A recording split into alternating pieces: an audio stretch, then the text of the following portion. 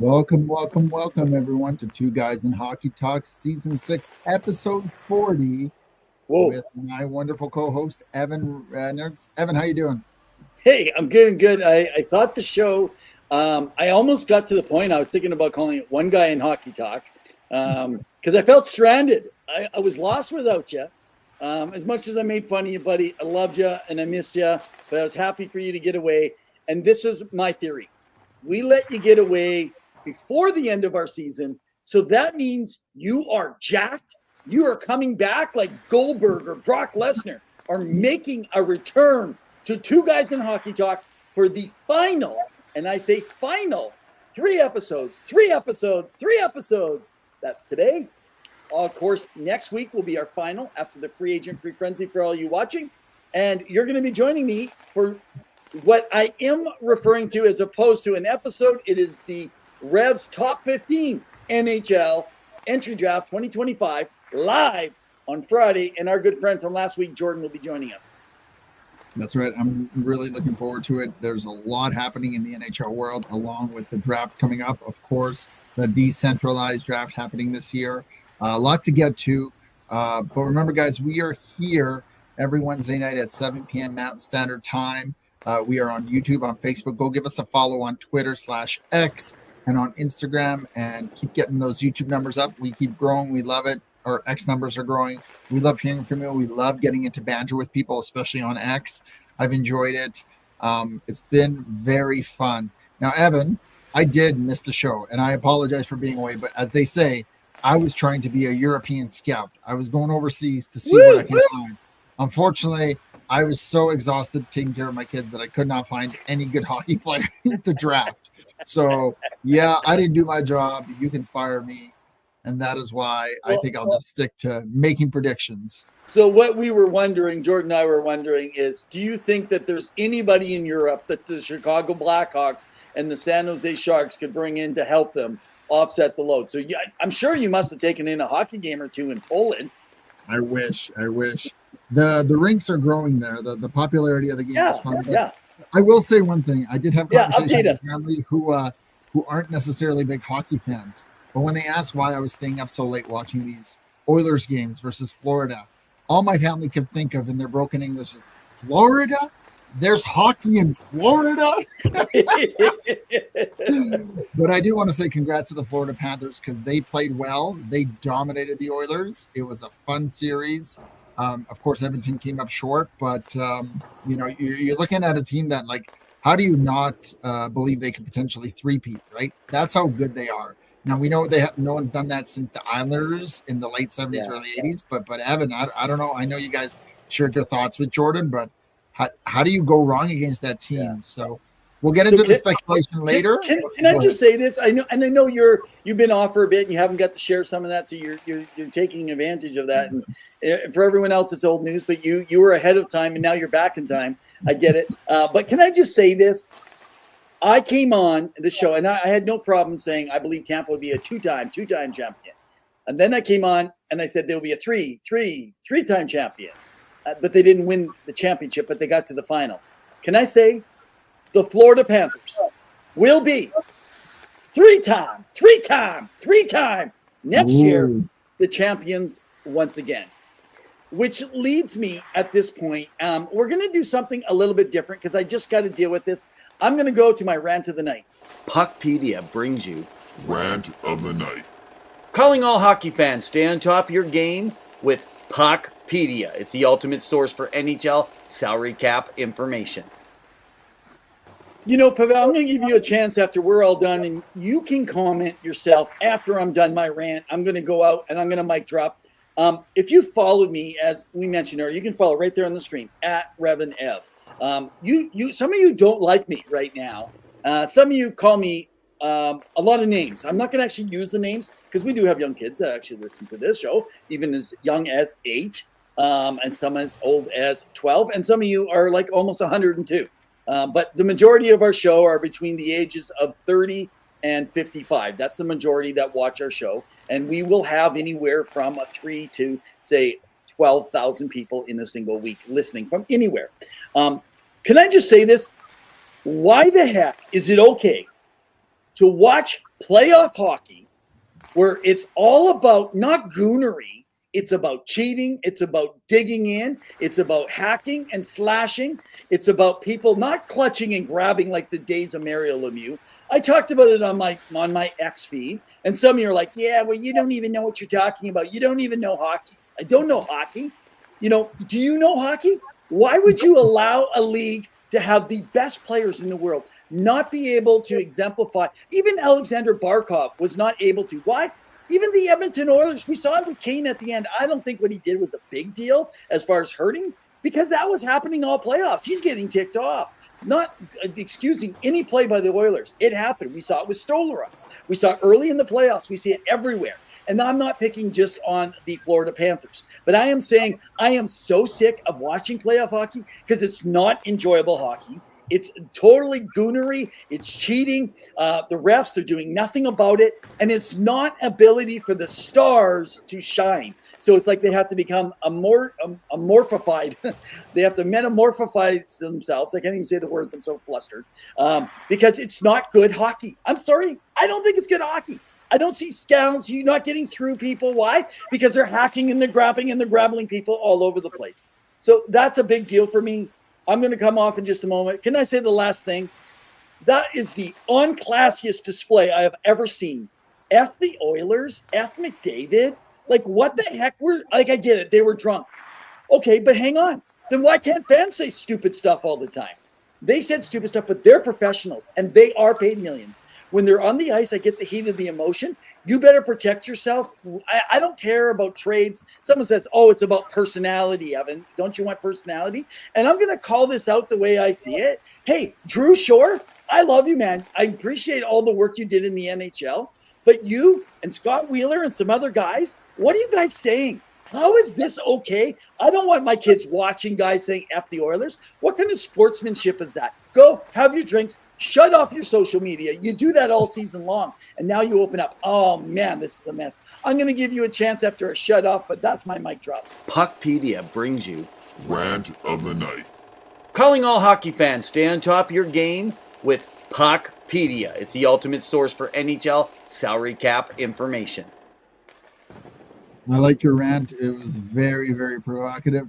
I gotta disagree a little bit. I love the banter. I think the problem is that we now have cameras and videos everywhere. So of course everyone's catching it.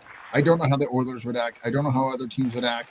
And who knows what is even being said when they're playing the games. And to my knowledge, I think they've reported that some of the things that were said on the ice this year in the playoffs are some of the most offensive, vulgar, like intense stuff that's ever been shared. So yeah, I think the problem is that hockey can't have it both ways. You either want personality and you want something like the NBA where there's trash talk, where people kind of banter back and forth and say things that are, maybe borderline unacceptable to some. But I also think it's fun seeing fans chirp one another. I enjoy it. Let them celebrate. They're drunk. They're having a good time. You know what it is? Edmonton's going to remember. Edmonton's going to, long memories, as they say, and it may not be tomorrow. It may not be next year. It may be in 5 years from now. But just so you know, players remember. Connor McDavid, Leon Draisaitl will remember if something happens. So fair you never enough. know what's going to happen. Let me ask you a question. You have young kids. So you were, and I'm not even talking about fans. I'm talking about players on the ice. I'm talking about the illegal stuff, the hooking under the arms, the stuff, the pulling that actually takes away from the skill. That's my complaint. Yeah. But my complaint was, do you have two young kids? Do you want them to watch when a team wins the championship? It's okay for them to hear them saying F that team, F that player after they've won the entire thing. Is that okay? Do you mind your kids growing up with that? I wouldn't like that myself, but I understand where the heat of the moment, the passion, the intensity of hockey gets, and it can get much more riled up. And I think a lot of these players hold back on what is being said, but I really believe, that really there's a fine line and it's hard to balance, because what's acceptable to us may not be acceptable to someone else, or vice versa. What we don't find acceptable, someone else says, you know what? Why am I laughing? I didn't think I was laughing, but yeah. Well, it's a nervousness. It's a nervousness because I don't like. I wasn't laughing at anything particular. I'm teasing you. I really think that there's a balance of like what is actually being said that is offensive. I know in our ball hockey league, there's things that are off limits and you can get suspended for. So certainly, it is. In terms of the clutch, the grab, all that, that's where I have a problem. Call the damn rule book. I've said this the whole time. Whatever the what's it called rule book is in the regular season, call it in the postseason. I get that you're trying to sell tickets. I get that you're trying to build up intensity, rivalry, but call the rule book because players need to know what is acceptable. Now, over a 7-game series, that could shift and flow, and players get to know it. And if I recall, Florida fans and even all hockey fans, if you look after Game 2 of the Stanley Cup Finals of how Edmonton kind of came unglued, and everyone trash talked Edmonton. Oh, how could they do it? They came unglued. They were rough. They were mean. They were just being rough. Well, they gave a bit of the same medicine that the Florida Panthers were doing to everyone else. So all of a sudden, the Oilers are bad for it, right? I think you got to play to your strengths. That wasn't their strength. But it's funny when some people can dish it or serve it, but they can't get it served back to them. So that's my only thing. But, okay. So, hey, Zill, appreciate the connection. Good to see you. Thanks again, Zill, for filling in for Pawel when he was away. Where were you at that time? I think you were in Turkey. You were being in Turkey. Istanbul, and so, okay. Big news just came out. I'm going to open this up with a little piece, and then I'm going to get you involved. We'll banter a bit before we get more into all the exciting news. Remember, this is the last segment we have before updating you on all the free agent stuff that's happening by next Tuesday, and we'll come on the air Wednesday with our last episode. Because this Friday, we're going live to the NHL Draft, sponsored by our REVS Top 15. Pause, you're going to be with us. Jordan Roberts is going to be with us. Any of you that are watching right now, again, any of you watching right now, there's over 150 of you watching, or hitting 160 right now. You guys are coming in. You're hearing this stuff. Be with us Friday. Come in and out, check in, comment, be involved. Follow us on Twitter. But we are going to go live. We're going to have the draft showing up on our screen. So if you want to come on or watch your own TV, you can come on. And we are going to, in parts of it, give you a link to come on live to talk for a few minutes. So we're going to find our moments. I'm going to be honest. We're not going to do the live interaction. Probably. There you go. You guys have hit over 160 right now. Thank you so much, especially to the X feeds. We appreciate you guys. Now, I do want to make mention, when we do this, it's going to be around probably pick 8 or 9. We'll start having more interaction, and we will stay live. We're going to have our own mock. Okay, we're going to have our own mock. So, Pawel, you didn't even know that. You only have a couple days. You're going to make your mock top 30. I know you'll probably go grab Bob McKenzie's and just pretend you're him. But it doesn't matter. An insider. It's all fun. So, guys, if you're following, you want to have fun, send us a picture of your mock. Just send us a picture to 2guyshockeytalk@gmail.com, and we'll actually throw your mock up and some of your ideas and do some comparisons. I used to host my own parties, and we do our mock and have our draft, and so we had a blast. But join us for Friday. Let me get to the Hockey Hall of Fame. Can I really say this? Let's do it. Finally, the great Alexander McGillney gets his due. Fade the music. Dude, welcome back, Alexander the Great. Guys, I am so excited. So before I go in, Pawel, you and I have talked about this. I believe we made a difference. Our votes, our show had people complaining, and now the Great has finally got his due. What's your thoughts? Long overdue, for sure. One of the greats of the game, deservedly needing to be there a while back, but way to go. Finally, NHL, you got the right call. It's a great honor. I think it's incredible. You got to understand that he changed the way you play the game, and not only being the defector, but just the way he played the game, the speed, the finesse on his skates. Like if you watched him play, people think about, well, how did Pavel Bure play? How does Connor Davis skate so fast? Well, he started that skill, right? And he's played with some greats over the years. He did a lot for Buffalo. And he really made the NHL fun to watch because you think, my goodness, this guy, like, how do you not have him in the Hall of Fame? So I don't know if there's any other words to say besides that he's incredible, right? Like, your thoughts. Okay, so think about this. Alexander McGillney received the call, and he is so richly deserved. I'm actually giddy over this, man. This is his 17th year of eligibility. No way. He was a dynamic Russian winger. He's received his call that he's deserved. And it's not just another Hall of Fame induction to me. It's rectifying what has been one of the biggest oversights, and many believe, in the Hockey Hall of Fame. Just a couple things. His elite numbers. He played 990 career games. He scored almost 500 goals, over 1,000 points, over a point per game average. And that was even him playing during a dead puck era. He had a 76-goal season. And you can't forget his 92-93 season. And he had this astonishing 76 goals in 77 games. That's not just a great season. I think it's around the fifth, specifically around the fifth highest single season goal total all time in history. He's a part of the Triple Gold Club, right? With the Olympic, where he won the Cup, Stanley Cup, Olympic gold medal, and a world championship, they call it. He was a trailblazer. We've talked about that. The first Soviet player to defect to the NHL, brought in many Russians now, and that was part of the downfall. And there was that smug debate. But there are other people. I don't want to just talk about him. So I'm going to put this back in your hands. I'm just going to say them out loud. Joe Thornton, he's in. Zdeno Chara, Duncan Keith, who had a great career, won some cups, finished a little bit with Edmonton, got them to the Final Four.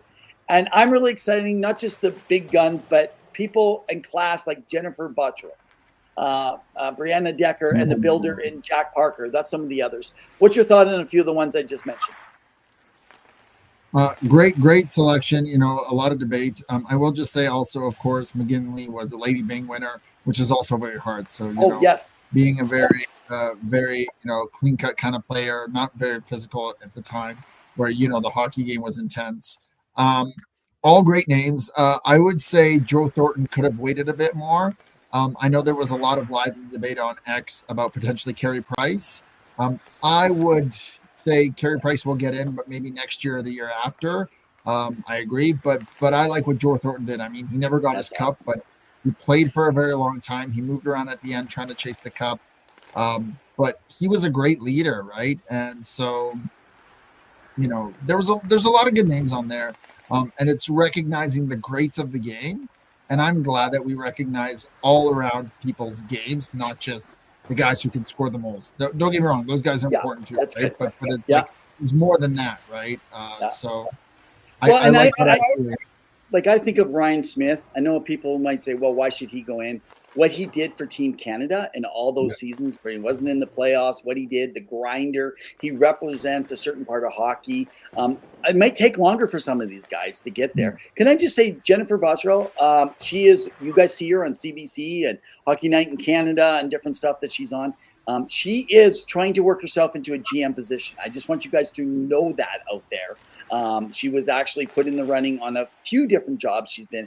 I expect her within 5 years. If not, it could be a year or two, but I expect her within 5 years to potentially be a new general manager. She's very smart. You may not like her commentary or something along that line, but yeah, definitely is. I'm just kind of looking. The only reason JT is there is because he played. Who's JT? Joe Thornton. Oh, Joe Thornton. Oh, and can I say, Pawel, your beard, it's grown in length, and it looks like Joe Thornton. I was going to call you Brent Burns, but no, dude. You look like, and especially when you smile, you look like Joe Thornton. Too bad you don't make his money. I wish. And I still have most of my teeth, so I'll take my blessings. Excellent.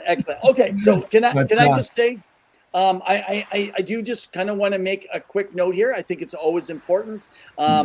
You guys have now we're sitting at almost 250 people joined us. A lot of you on X. I am petitioning X to start allowing comments to actually go on so they could get onto places like our site and working with StreamYard, which is one of the sources that we use. So guys, thank you all for jumping in right now. You guys are awesome. I want to make sure if you've just been jumping on, you didn't hear that we need it. There you go. Zilstra is all getting in. All right, let's move over. Little joke, inside joke for the show, Beard, if people would know. Yeah. If they go back to earlier seasons, they'll know what we're talking about. Now, quickly before we get to some of the trades happening around the NHL, yeah, do it, some names to keep an eye on for next year, Evan, and you can quickly sound off if you agree or not agree. Them going in the Hall of Fame is players like, and I just mentioned Carey Price, but Patrice Bergeron, I would say yes. Phil Kessel, possibly. Eric Stahl.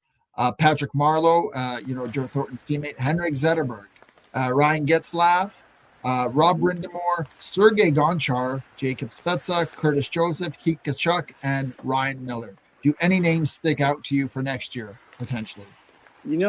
Some people will totally disagree, but Phil Kessel, he has that Ironman streak that was in there for how many? I mean, it was unfortunate. He just missed shortly, but he's also won cups. He scored a lot of goals.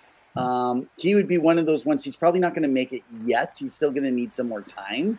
But I'd be really interested in someone. I think I'm trying to remember because I didn't remember all the list of them. But there was someone else that you mentioned. Eric Stahl, Ryan Getzlaf, Henrik Zetterberg. Getzlaf.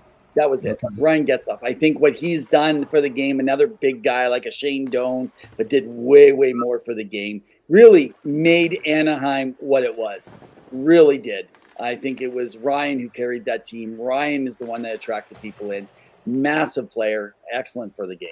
So, yeah, absolutely. I'm excited about next year.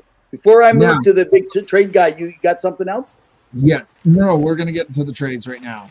Okay. So, let's do that then. I wasn't going to do the trades. I was going to do some availability and free agent. Is there some trades you want to update people on really quick before we move on? Quickly, yeah. So Evander Kane was traded today. Whoa.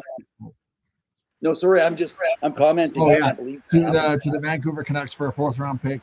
No retention by the Edmonton Oilers. He goes in there as potentially a top 6, which shows to me that Vancouver believes that they're a playoff team next season. It's an interesting trade. I know Vancouver X or Twitter today is not really keen on this trade. He's got one more year at $5+ million essentially. So we'll see what he does, but it is a contract year for him. We'll be interested to see if he makes an impact and what that's going to look like. He can put up at least 20 goals each year. He will go to the box. It's one of his favorite places to be. There's not a box he doesn't love to hang out in. But I think they're getting kind of a nasty, gnarly player in there. Although, it's like a high risk, high reward kind of player. So Vancouver, I understand you may not be happy with the antics, but I will tell you that in Edmonton, he has turned it around and he has helped the community a lot. And I wouldn't be surprised if he tried to do the same in Vancouver and try to make an impact to try to give back to the community. And I think as a player, he's grown. Now, it will all depend on leadership in the Vancouver locker room, including Quinn Hughes. But it will also depend on what the coaches expect of him, And so I think Edmonton did well here because they need the cap space. But I think Vancouver believes they're all in. But your thoughts quickly. I think they had to move the space. I think he was still a good fit. And in a contract year, I would have just kept him right through like a rental player. But I know they want to clear up space, right? They need to clear out space because they're moving up on Leon's contract this year. And they have Evan Bouchard's, which, by the way, we're looking, just a heads up, we are looking at, I think we just kind of took it off there. If we can kind of put it back up there for a sec. Zill mentions, can't believe if any trades are real anymore. Everyone talks about possible trade and hard to separate what's real from all the faker. And yeah, you're right, Zill. It's really frustrating out there. Just check in with us. We work really hard to not get those fake ones. In fact, I'm constantly reporting the stuff that's all fake out there and clickbait because they actually exaggerate something. So if a general manager comes open and the Oilers are looking for someone, they would just kind of automatically connect that. That's not necessarily true. So it's a clickbait to get you in, and then they're telling you something that everybody already knows anyway, and it's not actually what it sounds like. But right now, as we come into this week, be very careful. Be careful with fake accounts. That's the other thing. I haven't been taken in a while, but it can get really bad. Okay, guys, I don't know where you're coming out of tonight. Like, we've hit over 276 people right now coming in on the live right now watching, guys. So again, thanks to all you guys and those that are sharing the word out there. Make sure you can also follow us on our YouTube. Go to our channel. subscribe and follow or like us on. But yeah, so that's one of the things that That's I do find one of them. interesting. The other one is Riley Smith is staying in Sin City, so the Vegas Golden Knights have him for a 1 year, $2 million with a no clause trade. Of course, he's 34. He went over to the Rangers. He had between the Rangers and the Knights 13 goals, 40 points in 79 games. Good depth player. Really, he's been effective for them. They like him. He knows them. He likes their system. And I think it's a good marriage. And it's 1 year, and that's all you need. So, and I think it's a good price for them, right? You know? Yeah. Yeah. Well, and so we're going to get into why, I think this is such a good deal for them is because I don't know if people have heard, but the latest trade rumors about Mitch Marner, who's right now the top free agent to potentially sign. Technically, he's still under the control of the Toronto Maple Leafs for a few more days until July 1st. But it sounds like, they're really going to push for Marner, who potentially could get a 2 to 4 year deal around the $12 to $13.5 million range. Potentially up to 14, but I think he's going to stick around the 12.5, $13 million range. And they're really going to go for it. Now, there's a lot of other teams that be interested. You're looking at Utah, you're looking at Carolina, a few others that are interested. Who knows, maybe even like a dark horse like the Red Wings potentially can make a splash and potentially go after Marner. But your thoughts on where Marner could end up, and would it be Vegas? Because that's the most Vegas thing ever. Okay, so this is so cool, man. We are on track and we are jiving because that's the exact place I was going to start. We're going to go to Mitch Marner and we're going to talk about probabilities right now. So all you guys following right now, I have been digging as deep as I can and trying to find every little source and every little question around this, just because everyone's excited and everyone's disappointed, whether you're from Toronto or how you want to move this. So what's happening is it looks like, now again, it's speculation, but there's a lot of little things that help us speculate. But there is true conversation, heavy. The team that has showed the most pursuit, at least that is known, is the Vegas Golden Knights, which, like you said, this contract. Remember, Vegas is aggressive in pursuing top talent, and they have a history of bold moves and moving out to cap space. And it's strong. It's unsubstantial. It's unsubstantiated right now, reports. But apparently, Marner's family has been looking about some investigations, and it's kind of leaked from some real estate agents that are pretty excited about this, that maybe there's some mutual interest on their end. But remember, they're not supposed to talk yet. So this is interesting, all this kind of stuff going. But maybe he knows that they're looking. So he's just investigating. Anybody can do that. I have no reports he's there live around that. Now, remember, cap space is a hurdle. But what if, they could likely make some big moves? Maybe they take out William Karlsson and they utilize the LTIR for Alex Pietrangelo. Maybe he's a Evander Kane for next year and out for the season. That would seriously, you could fit then. And I'm going to say that it's going to be, if it's Vegas, it could be 13. If it's anywhere else, it could be up to 13 and a half, 14.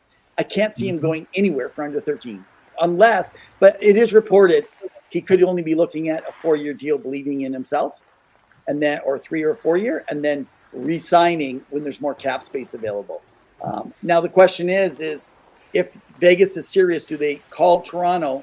And if he wants Vegas, do they do a sign and trade? Because if they allow this, and it could be a benefit to, they could get something for him at least.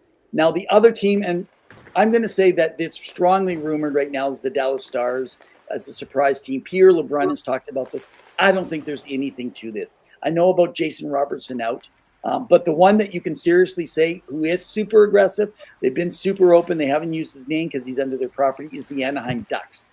They are retooling, and I think if he's going to get a 13 and a half, 14, it's coming from the Anaheim Ducks. They have the space and they can make it happen. The other back line, some of you might not like this, but they're being slow about it, is Los Angeles Kings have a strong interest as well. It could be similar to Anaheim. Yeah, and they're potentially interested in moving their 24th pick in the first round. And they need more scoring, especially in the playoffs. Now, I know some of you guys in Toronto saying, yeah, good luck for that. I want you to remember he was your highest points per game out of all the players, but yet you guys blamed him. So, and then as you mentioned, there is talk about Florida. I can't see it happening at all. They want to try and get the 3. Chicago could be a place.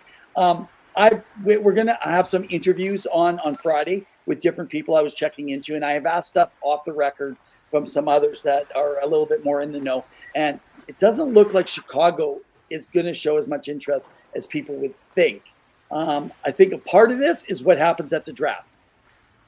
So if they're going to pursue him, it's going to depend who they get at the draft. We'll talk about that on Friday. And then Utah, you mentioned that. That could be a good fit, and they could make, let's just say, a mammoth splash. And if Toronto, you guys are going to be mad, but what if he signs in Carolina? They still like him. That would make you guys angry. So anyway, speculation. I think it's a U.S. team, no Canadian team. And I want to, before I jump over to Anaheim, because they made a trade also this past week that I want to get into. Let's do it. I wanted your quick thoughts on John Tavares and where he ends up, because it sounds like both sides are kind of not agreeing. Apparently, the Maple Leafs offered him like a $4 million couple of years, similar to what Tanev had, and he kind of rejected it. He felt kind of insulted. And I'm seeing a lot of fans saying, well, we don't need him back. You know, you should take a pay discount. Look at what Duchesne got. But Matt Duchesne, who just signed with the Dallas Stars, he's still getting paid by Nashville Predators, right, Evan? Right. So he could sign $4 million because he's getting quite a bit of coin from the Nashville Predators as well. So he's making good salary. He's in a good place. He had a great career year with Dallas, and he loves it there. He loves being in the country kind of side. He loves country music. That's his vibe. He's successful there. Matt Duchesne is staying there. I know Vancouver is very interested in him. Awesome. But John Tavares, what happens there? Because a lot of teams will definitely offer him at least I say $6.5 million for 3 to 4 years. He had a great, 38 goals last year. Like, the guy performed. Now it's interesting, right? And Zilcher said, I told you 6 months ago Tavares wasn't rejoining. I mean, nothing is set in stone. Anything can change. But go ahead, Evan. Okay. This sounds really weird to me. I actually trust. I have two connections that I've had conversations around, and there is potential. It could be a 3 or 4 year contract at $5 million a year. In going back because of his. I did not think he would ever take something 5. It sounds weird to me. Maybe 5.5. So get prepared. Maybe Toronto could bring him back at a price that everyone would be happy with. That would tell me, though, if he resigns for that, this was all about kind of like, remember when Jason Spezza took like these massive discounts to stay there? But I wasn't told how they can tell me some of this stuff looking into, but that supposedly is John really wants to resign, and they have a strong interest to keep him. One, essentially the market is in on 2 second line centers because Bennett hasn't resigned, but during his drunken party nights, he said he's staying, he's not going anywhere, which I'm sure doesn't bode well for his agent. But there's definitely interest there. Now, speaking of a free agent that the Toronto Maple Leafs are really pursuing, what are your thoughts on Brad Marchand joining the Maple Leafs? I actually don't think it's going to happen. Okay, because there's a lot of push. Nick Kiprios was reporting it. A lot of people are saying that could be one thing. They could offer him quite a bit of money. I know he's older. Is he 37? He's worth whatever he's going to get, man. I think he's still worth up to $7 million. He can get paid now, right? I mean, and you know that he's great. He could be a media guy one day. He'll take over our jobs and be the one guy talking hockey. And I love how he he was so kind in talking about his opponents in the playoffs, and he didn't rip them. He talked about and gave them credit for how good they are. Yet he riled them. He trash talked them on the ice. Like I think he's a good example of personality that we do want on the ice. Not the classless off the ice stuff, but and I know he's done stuff that makes people angry or said things about Canada or Edmonton in the past. I know that Florida will do everything. I think they'll let Ekblad go and keep Marchand, and he loved his run. He loves the guys. And again, we're talking about state taxes, much easier to kind of, if he goes to Toronto. Now, here's the thing in Toronto. Maybe he wants to be the guy to make the change and see them get to the Stanley Cup. And he feels he could be the guy to put it over the edge. But my thinking would be they need to resign Tavares and at a decent deal and still be able to sign him if they're letting go of Marner. So I think I haven't heard as much as you have. I haven't followed some of the guys on it, but I have I'm got just hearing a lot of eventually it's either Florida or Toronto. That's kind of the two spots. It sounds like Bennett will probably stay there, similar to I think it's the Reinhardt deal that they have. And I mean, he likes it there. He's a Panther. You know how we talk about who's a Bruin. But I would say, and we have Grant Cummings, who's kind of a writer for us for the Boston Bruins. How do you get rid of your captain and then go see him? You had all the pieces to rebuild. You had David Pastrnak in Boston. You have your new goaltender. You know, you have Charlie McAvoy and Hampus Lindholm there on the back end. You have good, solid pieces, and you had Brad Marchand as your captain, and you let him go. Now, granted, the only place he wanted to go was Florida. Good for him. But really, you know, what was Boston thinking, right? I'm sure Boston fans are happy for Marchand, not happy with management. But alas, that's life. That's what it is. And yes, Kraken made a trade as well, and we'll get to the Kraken trade right away. But I wanted to get your thoughts because we've spoken with Jamie Gaskell a little bit. Mr. Trevor Zegras has go over to the Philadelphia Flyers for Ryan Poehling and a 4th-round pick. Your quick thoughts on this trade? I like it. They don't seem like the big bad Broad Street bullies. This is Daniel Briere's team. Daniel was a skill. He was a smaller player. He's not scared of those guys to work hard. I don't want to give some things away. I had interviews with Jamie Gaskell this week. In fact, I interviewed 6 different folks, and I have breakdowns for the draft. We'll talk about who they're looking at and stuff. But I asked him about movement, and Jamie was like, "There's going to be movement, brother." But one thing, and he'll talk about this on Friday if you're joining us. He says, "Remember, if there's smoke, it's a smoke screen because it's Danny Briere, and he doesn't let anything out, and so he likes to surprise you." And so that's what no one expected Zegras go in there like they thought, but they thought, "Nah, he's too." I like it. I like it. Rick Tocchet's going to work with him. It seems like a weird mix with Tocchet, but this, just like a lot of players, remember Andrew Cogliano, other guys like that, they took on a different role. And so long as he builds on his 200-foot game, I think he's going to do really, really well there. There's a couple of things just around the Flyers, if I can make mention of. I want you to think about this. Essentially, okay, they gave up Cutter Gauthier, Poehling, a 45th pick in 25, a 4th round in 26, and they got Trevor Zegras, Draisaitl, and the 40th pick this year. Drysdale, sorry. I said Draisaitl or something. I don't know what I said, but I said Dale. Drysdale. That's what I said. I heard Draisaitl. Oh, you heard Draisaitl? Okay, I'm going to go back and take a look because you like to correct a lot, but you don't self-correct often. It's interesting. No, anyway, I missed that there was a 2nd-round pick as well because I said Ryan Poehling and a 4th-round pick. So there was a 2nd-round pick as well there. It's just funny because just a few years ago, I mean, he was number 9 in the 1st round in, what was it, 2019. And this kid had so much skill and potential. And, you know, he had an off year, but I got to be honest, Philly wins this trade every day. I know people say, well, you can't announce a winner. I think the best player in the trade went to the Philadelphia Flyers. No offense to Ryan Poehling. He's going to be a great bottom 6 pick guy. You know, he can battle. He's big. But Zegras has talent. And I think it's funny that he went there right after John Tortorella got let go because I don't know if he would be there if John Tortorella was still coaching. And we all know the comments he made. So good for him. It's interesting. Now, to get to another trade, and I'll let you finish your next thoughts, we're going to get into the Mason Marchand trade to Seattle. But any final thoughts on Zegras? No, we're good there. Let's move over. Right. We've only got 20 so minutes left, so let's. All right.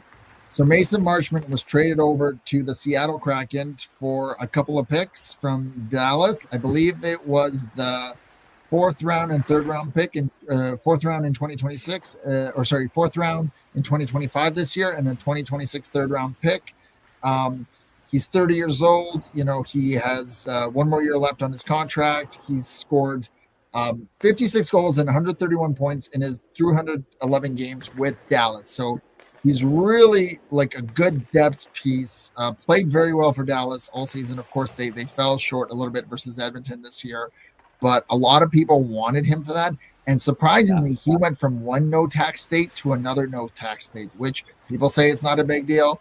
It is a factor. It is always a factor. So a factor. good. It's not going to be a factor if the team's not very good. That's 100%. when it changes, unless they're not 100%. worried about a cup, right? Yeah, 100%. Now, the one thing I will say is that I understand why Dallas did this. They needed the cap room to re-sign Matt Duchene. They also have a few other fires to iron out, including Jason Robertson, Jamie Benn, things like that. However, Evan, what does this mean for Seattle? Because it makes no sense to me for Seattle. I get that they want more depth, but what is Seattle? What is their identity? What is their role this year? It's interesting. I feel like we've had this conversation for the last 3-4 months, just going back and forth on this one, and it kind of does confuse me.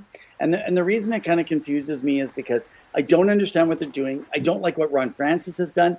I don't like the GM. I'm not big on the coach. I feel like it's all over. I like Seattle. I do. I really wanted them to succeed. I think they got some good players. Interesting enough, even moving forward, I would not doubt if they open up and look at moving Shane Wright out. It's a different group now. And now the one person would have been Ron Francis in there. That's not them. They weren't a part of that whole process. Shane was starting to pick up and being a good asset now to trade. Do they feel like he's hit his limit, or do they think someone might say they'll invest in him and they'll look for something else? So that's one of the things that I'd be looking out for right now. But I don't know. And I wish I could tell. And I will say Ron's good at hiding stuff. I have a hard time getting any. Emily Kaplan is probably one of the people that if she says something, that's the person you listen to. She seems to be the only one that knows anything, that's out there. So can I just say, you guys are at 370 people and we are like 45 minutes deep coming in right now. I don't know why. Where were you guys all year? We could have loved you. Anyway. And speaking of Seattle, they also traded away Andrei Burakovsky, which I believe is one of the reasons they picked up Mason Marchment, to the Chicago Blackhawks for, I believe it was Joe Veleno, right? So again, another trade where Chicago, I know they're just trying to stock up to have some wingers play with Connor Bedard. But really, why get rid of Burakovsky? That if you can keep him and make your team a little bit more better, Seattle, and be competitive in the Pacific, if you believe that you can make the postseason. So quick thoughts on that trade? I like it. I think they bring in a veteran, someone that's tough, that can kind of play among the young guys. I don't expect their first-round draft pick to play this year. I expect a 1-year wait in between. There is one person, if they fell to them or they somehow made a trade, I'll talk about that on Friday. I'm not going to disclose it right now. I think I know who they're picking. I'll put it up on my mock draft. And that person they're picking will not be entering into the first year. I can say that right now. They got another year of development. So I think they want to surround, again, remember they traded a bunch of pieces earlier on for Bedard, right, that had come in. And so they don't have a lot of those left. They're trying to build up. They're doing well, I think.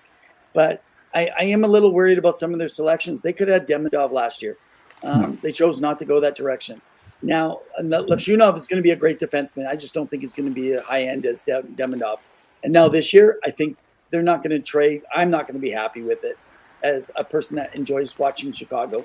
But maybe you guys will be. So we'll see how that goes. I mean, if you have an opportunity to get Gavin McKenna next season, I mean, how do you not try to go for that? If you had a 1-2 punch of McKenna and Bedard, that would be impressive. But some of the names, Evan, and maybe you can throw out your thoughts on where they may end up, because there's been a lot of chatter about them, is players like Rasmus Andersson. It seems like both Calgary Flames and them and Craig Conroy have kind of agreed that what his worth isn't going to fit what their mold is, and they're kind of retooling on the fly. But where do you believe Rasmus Andersson will end up? Because a lot of teams will want him, and similar to a few other guys who have gotten paid, I can see him getting at least 8.5 million on the market, right? Where does he go? He still has one more year remaining at 4.55. So, he's good. He's a right defenseman. You know how coveted those are in the NHL. Thoughts on this? Yeah, so Rasmus Andersson, I didn't get a chance on some of the news last week. We ran out of time with Jordan. One of the things is the Flames have been listening. They're actively taking calls on Rasmus Andersson. There is a mutual understanding that they both believe that a change of scenery needs to come in and it will be beneficial. He is only 4.55 on the cap. and he will be a UFA at the end of the year. So someone could re-sign him if they feel like he's worth it. There's lots out there. There's been a lot of rumors around the Senators. Can I just point this out? Rasmus Anderson, okay, his no trade list. Ottawa has been rumored to be on his no trade list. So if you're a Senators fan, I do not believe he's going there. I don't know why. I don't understand. It doesn't matter. Just I would rule that out if I was you. They are listing at different. I have 6 to 8 teams. Some could be more, but they're not in a rush. They could hold on to him and trade him at the deadline if they feel they get something more. They could maybe look to use a trade up in the draft even, or to add their current trade and trade it into a higher position should someone be there. But essentially, so don't keep your eyes open for a team like the Columbus Blue Jackets. They have ample space right now. They have draft capital. It makes them a very strong contender, and they need a top 4. Think of the Montreal Canadiens. They like to upgrade their defense. They're starting to make a push, and they have draft picks. They have prospects. Not sure Conroy wants draft picks or prospects or a player. I think he'd like an average player and a good prospect and or a top-end draft pick. Another one, believe it or not. Yeah, go ahead. Oh, go ahead. I'll let you finish. Yeah, and so Boston, they lost Brandon Carlo on the right side. They could be looking for someone experienced. So I know lost Trucker, Zill, you're on. Detroit Red Wings, they want to improve their blue line. And that one, I'm hearing a lot of smoke around. I haven't heard from any sources I really know or that I would connect really well, other than what you guys hear with LeBron and people like that. And believe it or not, the Maple Leafs do have interest. I don't know. They just keep grabbing guys out of Calgary. And then on the back end, you could look at a Nashville because they're not pulling back now. They're trying to push in. And depends what happens with Bowen Byron. There's a whole other story. They could maybe want him in Buffalo. Well, so before we get to Bowen Byron and the Buffalo Sabres, because they've got some pieces on the move potentially. You mentioned Columbus, and I know Ivan Provorov is coming into the last year of his deal, this year. So I know he's going to be a UFA soon. Do you think he stays with Columbus or resigns, or is he someone that gets traded? Bowen Byron with the Sabres? No, Ivan Provorov. Oh, Ivan Provorov. No. Sorry, who's he with? And just Columbus Blue Jackets. Oh yeah, sorry. I don't know why I was like that. I actually think that they resign him. I do think it sounds like he has a good working relationship. I haven't heard a lot of rumblings, which tells me that's probably a better chance of re-signing is what would be my guess on that. Can I just mention something about the Senators, a quick fact before we go into a couple more? We have about 10, 12 minutes. The 2020 draft, guys, that was the COVID draft. I want you to think the Ottawa Senators picked up 3rd overall, Tim Stützle. They also picked up 5th overall, Jake Sanderson. And then 28th overall, they picked up Ridley Gregg in the first round. How many people pick up that many people in the first round? And at least those front two, that's a pretty good haul, man, and 2 good players. I always go back to that Dallas one in 17 or 18 when they picked Jason Robertson, Ottinger, and who else was there? Is it Hintz? Hintz, one of the ones? Hintz, yeah. Like that's probably the best ever. Yeah, they really stole at that draft. Speaking of the LA Kings, I know Vladislav Gavrikov is also up, 29-year-old defenseman. We talk about Ken Holland coming in, trying to shake things up, potentially trading something. Do you think that Gavrikov re-signs with the LA Kings because he was one of their best defensemen this past year, or is he somebody that's on the move and a team would take a chance on him that potentially needs that grit? And he likes to be probably in the States. I know there was rumblings back a few years back when he was in what's it called? Not Hintz by Heiskanen. There it is. Sorry. Thanks, Jordan. Yeah, thanks, Jordan. But essentially, does Gavrikov stay or does he go? Yeah. So now don't have a lot of inside information. I know our friend Connor Doyle, who writes down for the Los Angeles Kings for the hockey writers or the hockey news. They have a strong belief the team is doing everything they can to be able to sign him. It is about money. And it sounds like he's looking for a big chunk and they know they need him. So I'm hearing about $7 million. I don't know. Do you think he's worth it? I wouldn't pay $7 million, but he wants to capitalize. He had a good season, a couple good years here, and so he wants to capitalize on it. So not sure where that's going to go, but that's currently what they're working on right now. All right. Well, we'll get to Buffalo because I know that Bowen Byram is someone of interest to a lot of teams, along with JJ Paterka, who plays left wing.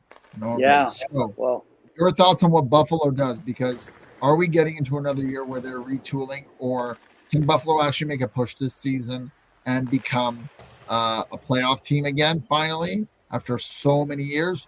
Or, Evan, are we looking at Ukko-Pekka Luukkonen, one of my favorite hockey names ever, potentially being on the move? And is Edmonton that team that's going to acquire that goaltender to have a 1A, 1B with Stuart Skinner? yeah, that's really interesting when you're asking that. I do not believe they're going to trade their goalie. I think Bowen Byron. There has been rumor, and it's come up from some of the hockey insiders even, that Owen Power's not totally happy with things either. But that would be, they get something massive back in that. Maybe the Paterka one. So I think what's going to happen is they're going to, JJ and Bowen, I think, are gone. I actually expect, if it's not before the draft, it will be at the draft sometime, that they will actually both be gone. They are working hard, and some of the reports that I'm getting from those, because it's not actually it's in Los Angeles, but all the players are calling in, most of them except the top whatever number, they're all calling in via satellite, right? They're all coming in through online. And so a lot of people are saying it's going to get confusing around the draft. So they're going to try and make a lot of moves and make sure things get done ahead of time. So there's more movement, more trades. I actually expect, even right now, if you're an Edmonton Oilers fan, I actually expect before the draft, you're going to have at least a couple more moves that you're going to see. Some could be small, some could be bigger, that you're looking. There's going to be some more movement. I expect that you're going to have at least one minimum from Buffalo, and you're going to have at least one from Toronto. That's by the time draft hits on Friday. 100%. And before we get on to the next topic, we have 415 people tuning in tonight, so we appreciate you guys. Remember that we are here every Wednesday night at 7 p.m. Mountain Standard Time. We are on X/Facebook/YouTube and on Instagram. Give us a follow. We do have a website. Go check it out. We've got articles that we try to post regularly, former guests of the show. And if you'd like to be a guest, just reach out to us at twoguysinhockeytalk@gmail.com. We love hearing from you. We want to thank out our sponsors, JR Web Design, Penny Billionaires, Puckpedia, and no longer the Kalkaska Battlers. They've changed their name. We're updating that. But we love... You forgot the name. You forgot the name. So I got to call Northern Michigan Warhounds. Northern Michigan Warhounds. Oh, yeah. Yeah. We're working on that. If you want to partner with us, reach out to us. We love connecting with you. It has been fun. Evan, we've got about 6 minutes left before the show ends. Where do you want to go now? Okay, let's just do a couple interesting facts here for some people. I think this will be fun before we'll end the show with some hockey history I want to touch in on. For Flyers fans, I want you guys to think, when it came to 2018, the Flyers asked for permission to talk to Blue Jackets assistant general manager Bill Zito. The Flyers hired Chuck Fletcher, and the rest is history. Zito, if you don't know, is the general manager of the Florida Panthers. So that's just kind of an interesting piece that I don't think everyone is as familiar around. And so I thought that would be some interesting news. The other thing I just want to make a mention is the CBA negotiations. So you can check it out. Actually, I just came up before I came on the show. I saw Kevin Weeks. I trust Kevin Weeks. He's got some good sources. And there's, I guess, among many things, and Kyle Greg Wyszynski is reporting it as well. In the CBA negotiations, they're reporting a potential change from 82 to 84 regular season games. They like to have it in not this season, but the next season, after potentially already going and moving. So that's an interesting piece. And why don't you just take a couple minutes and tell us your thoughts on Sam Bennett resigning or signing somewhere else as an unrestricted free agent? We heard him talk on the, I guess on his feeds. What's your thought? I think he's going to stay there. I think we mentioned it a little bit earlier in the show. You guys can go back and check it out and listen. I think he fits there. He fits the mold of the Florida Panthers, and he is that. And so I believe he's sticking around. Probably some Sam Reinhart deal, right? So I think that's what's going to happen. Sam Reinhart money, eh? Yikes. Yeah. I mean, they have the cap space, and you got to look. If you look at their Puckpedia, one of our partners, they're good. Bill Zito has done an excellent job locking up a lot of their guys. Barkov locked up, Matthew Tkachuk locked up, Bobrovsky, your number one goaltender, locked up. That's the only area that in the next few years I'd be concerned about, since you traded away Spencer Knight. But the Florida Panthers, like you said earlier, 3 times, and I mean 1, 2, 3. Repeat potentially next year. I'm not saying this is me. I'm repeating what Evan said earlier. So just so you know, that's what I see it as. Go ahead. Okay. So the one last thing I do want to, because this might be old news by this time. I expect Noah Dobson to be moved out of the New York Islanders. Wow. So now watch this, guys. You guys have heard Jordan Kyrou maybe on the trade block right now with St. Louis Blues. I expect they could be going after Noah Dobson. That could be a potential piece that could be in place. If you're a St. Louis Blues fan, don't be emotional about it. It could happen. And Noah Dobson would be great business as they're continuing to retool that back end. Right now, Armstrong is working on the defense strongly on the back end, which is a great thing. They got Hofer and they got Bennington. I mean, unless some, offer sheets. I'd like to see some offer sheets. Come on, NHL teams. Come on, GMs. Get it out there. And we're coming up on buyouts as well. So if we see those, fans go ecstatic. We love seeing it. And Jordan says hearing potentially 8x8 or 8x9 for Bennett. Would you do Dobson, Kyrou 1-for-1? I probably, what's it called? I probably wouldn't, but I don't know. Would you, Evan? Now, are we talking for St. Louis or for Noah Dobson for Jordan Kyrou 1-for-1? Jordan asks. I actually think both teams would consider it. Okay. There's not really. I think there's some issues going on between the Islanders management and Dobson. Everything's been moved around. My only issue is that Kyrou's already locked up, so you're kind of guaranteed. Dobson's not necessarily guaranteed. So if he had a contract, maybe I consider it. But given that you need to re-sign him, if there's a potential to re-sign him, I would agree. But yeah. And Zylstra is questioning me. Pops, I thought you said any team can win a cup with average goaltending. Why didn't Oilers win? Well, they weren't getting average goaltending. They were getting subpar goaltending, Zylstra, so that's why they lost. So what would be average goaltending? Maybe just highlight that. 910, 905 even. Yeah, 905. 902, 905 the way the NHL has been. But over 9. Over 9. Yeah. They couldn't even get that. And Bobrovsky had what, 920? Back years. This is going to haunt management if they don't do something. And I know they've talked about Gibson. I would say he would be an improvement. However, health-wise, you have to be very mindful. Again, I'm fixated on Ukko-Pekka Luukkonen. Edmonton, bring him in because that's a jersey I want to get. Well, would you be emotional, Oilers fans, if they did get Demko? Because there is talk happening.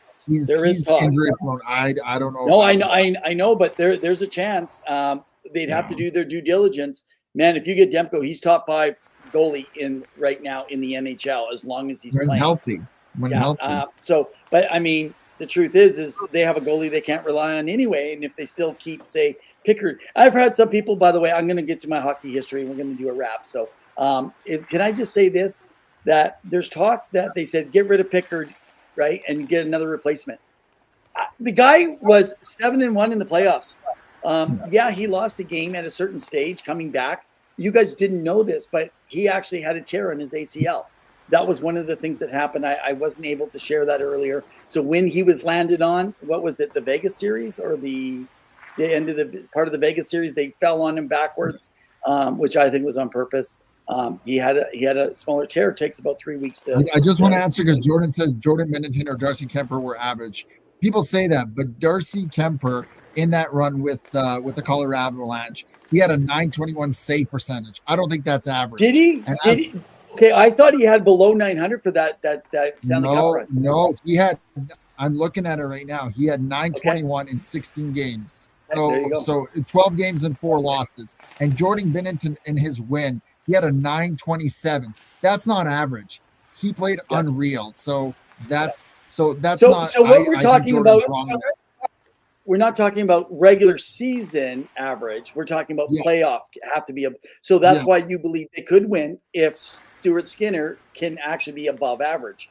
So, and I think I'm going to go back. I called it the year before and last year. I said, and guys, forgive me. I'm not trying to bounce on that. It's all on Skinner. It's not. The team played well, but they don't play well when they feel like there's always going to be a goal scored so easy. And that is a part of the issue. Go to any league, go any direct league.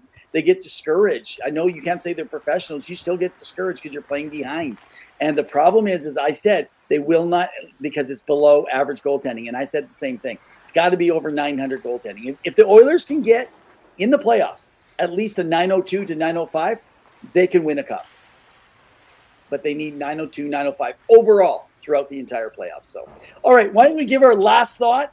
My last thought is going to be my hockey history. You finish with the last thought. We'll do the hockey history and say our goodbyes. I am excited for our next final two shows because we're getting into the summer. I'm looking forward to it, and I'm looking forward to see Matthew Schaefer being called number one at the NHL draft. Although I don't like that it's remote, but I'm looking forward to that. Yeah. Go ahead. He is in Los Angeles. I mean, just a heads up. He is there right now. Okay, well, why don't we move over, guys? I'm going to wrap up my last part of the show. I meant to do this last week with Jordan. We ran out of time. I'm going to end here at 8:02. Jordan tends to talk a lot, so. Okay, so let's about do the it. WHL, he likes to complain. Okay, I'm going to hockey history. The Kalkaska Battlers presents Hockey History. Catch the Kalkaska Battlers as they compete in the APHL. Check the skills, speed, heart. Make sure you catch a game and experience the thrill of live hockey. Go Battlers. Head up. Thank you to the Kalkaska Battlers, who are now the Northern Michigan Warhounds. Hell yeah. All right, guys, hockey history. I want to talk about the greatest defenseman to ever play the game, Bobby Orr. He is known in NHL history. Some believe even possibly the greatest player, period, in some circles. He has transformed the way defense was played from the moment he started playing offensive. He had won 8. Now I know he had more of a limited time because of his bad knees, but he won 8 consecutive Norris trophies in that time and won 2 Stanley Cups. You can't not deny that. One of the most credible things about Orr, though, is not found in his stats. It's found in what he did off the ice quietly, and he never would seek any credit. So in the mid-'70s, a former teammate of Orr's, now this guy was not a superstar. He was a role player on the team, and he suffered a serious injury that required some expensive surgery. Now, remember, at the time, players' salaries weren't nearly as what they are today, and insurance coverage for a player would leave a player left the league could be weak or non-existent, truly. But the player was struggling, this player specifically on Orr's team, to afford the surgery, and word got around the Brewers locker room. And before anyone else could act, the bill had already been paid. No one knew what had been done. And it was years later, the player found out to be that paid for this expensive surgery was Bobby Orr. Never said a word. Nothing to the press, not to the player himself. He simply paid and he walked away, believing that teammates take care of each other. Orr didn't want thanks. He wasn't that kind of guy, and he believed you just do the right thing. Now, this story is widely attributed to actually Derek Sanderson for people that know him. He's a former Boston Bruin teammate of Bobby Orr's. He was a flashing talent center, but he's also known for his off-ice struggles, including financial difficulties and substance abuse, particularly after his playing career ended. But Bobby Orr's greatness, guys, wasn't just his skating end-to-end, not just about revolutioning the power play. It wasn't about anything more than truly this story today, how he treated people with humility, with loyalty, and he was quiet generously. And this story is rarely discussed outside of the private circles and just old interviews is where you hear, but it shows that Orr truly was a champion who had character. That is today's hockey history. The Kalkaska Battlers presents Hockey History. Catch the Kalkaska Battlers as they compete in the APHL. Check the skills, speed, heart.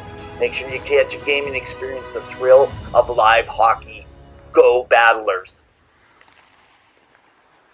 Man, Evan, that was a great story. So thank you so much for sharing. And I think we're going to wrap it up because Woo! we are at the end. We've gone over time, and as people may know or may not know, thank you to the 436 who have tuned in so far. Or we What can the sometimes heck? be known It's as awesome. two guys in overtime. So remember, guys, we are here next Wednesday again, but we have a specialty show this Friday coming up for the draft, which we will be live streaming the whole draft for all the picks that Evan has with his Rev Top 15. If you follow the show at all, you know he gets passionate about Rev's Top 15. Thank you, Zylstra. We appreciate it. We are going to finish up, and we'll see you on Friday. Is there any final thoughts, Evan, before we wrap up? Man, bring on Rev's Top 15. I'm pumped. I'm jacked. We got interviews. Jamie Baskow, Brooke Laferno over the Blackhawks. We are interviewing. We're asking them, what's your thoughts? What's your opinion? We're going to be placing that. We're coming on 4:30 Mountain Standard Time. And we're going to, it's going to be, is it 4:30 or 6:30 our time? I got to remember.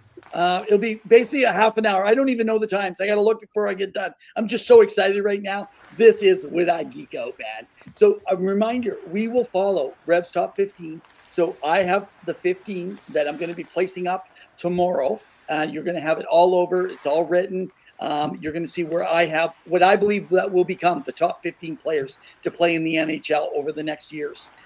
We will take some time. We'll go back to some of my old Revs Top 15. We'll compare how they are. I'm going to ask Pavel. I'm going to ask Jordan. I'm going to ask you. How did this old ranking, where would you place players? We're going to have fun. But once my top 15 are called, if they're done by number 17 call, we're off the air. If it takes till number 24, number 25, my guess is we'll be 20 to 21, and all 15 of my players will be called. That's what I expect. But join us, man. We're staying on till it's done. All right. Well, in that case, thank you again once for joining us. We wish you all a wonderful night. Stay safe, have fun, and as always, in the meantime and in between time, keep your sticks on the ice. Stay safe. Have a good night, everyone. Cheers.